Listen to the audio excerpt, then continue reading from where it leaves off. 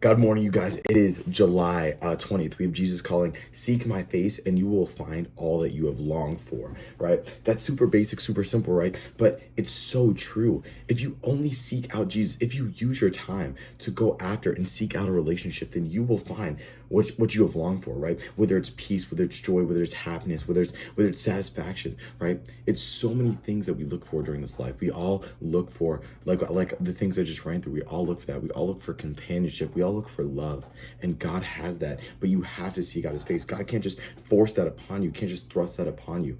It has to be a decision from the inside, because if God forces that upon you, right, then you're going to feel it in a moment, but then it's going to be fleeting, because that's not who you truly are on the inside, right? Your soul does not truly feel this way. So we have to seek God, right? There are so many limited pleasures in this world that we all know about, right? Making a bunch of money, getting this car, going out with this person, whatever it is. There's so many limited pleasures that don't truly make people happy. What will is seeking God's face, and you will find everything you have longed for, whatever it is, guys. You guys are all thinking about something right now. We all have something in this life that we look for. And if you still haven't found it, then that means you're searching in the wrong place. And if you search with God, if you search with Jesus, you will never be led astray. The deepest yearnings of your heart are for intimacy with me. I know, because I designed you to desire me. Do not feel guilty about taking time to be still in my presence, right? That's super that's super important to really think about. What does God mean? I know, because I designed you to desire me. What does God mean by that, right? Why is it that there's 8 billion humans on the planet, and every single person has some sort of inclination to worship something? Have you ever thought about that? And it's a crazy thing once you like, whoa, like mind blown. Why is it that there's 8 billion people and every single human being has a desire to worship something, right? How many animals are there? There's like 10 trillion animals if we're counting like, bugs and like microbes and things like that. There's like 10 trillion animals. There's 10 trillion other beings on this planet that have no inclination to worship something, but human beings do. Every single one has some sort of yearning. Even if you say, okay, what about atheists? Atheists still worship something. They worship themselves. They worship Scientology. They worship money they make. They worship. There's always going to be something you worship, right? Because we are human, because we were designed in God's image, and God designed us to worship something so that we could find him, so that he was in that possibility, so he could be in that net, right, of possible things. And he should be the only one in that net. I know, because I designed you to desire me. Do not feel guilty about taking time to be still in my presence, right?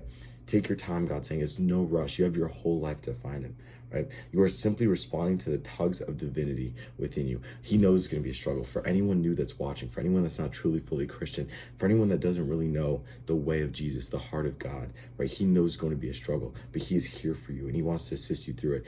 I made you in my image, and I hid heaven in your heart.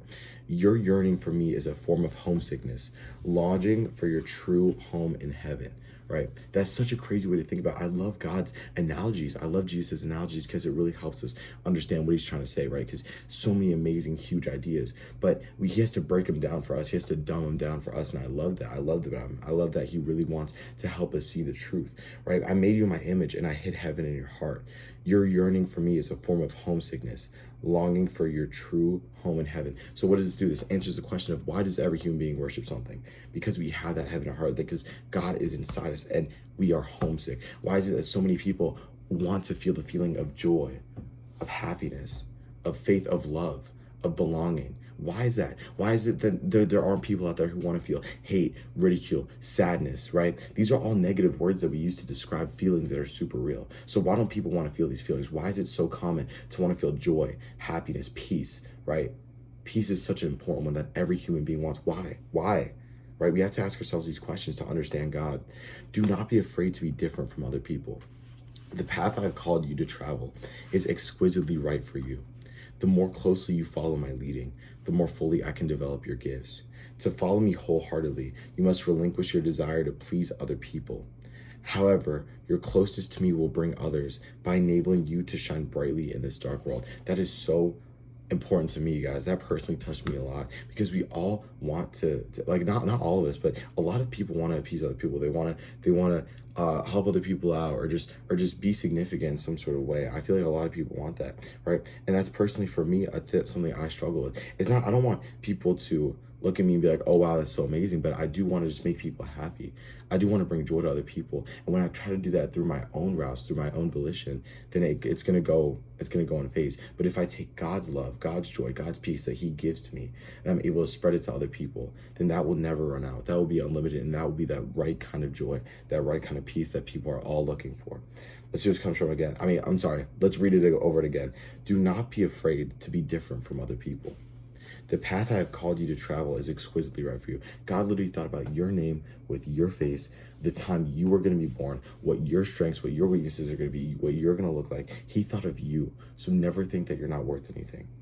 The more closely you follow my leading, the more fully I can develop your gifts. You are so special. You're so unique. And God has so many plans for you if you just follow his path, right? So many people go through this life thinking that they're worthless, thinking that nothing means anything. But when you find God, you realize that that is the most backwards thinking of all time.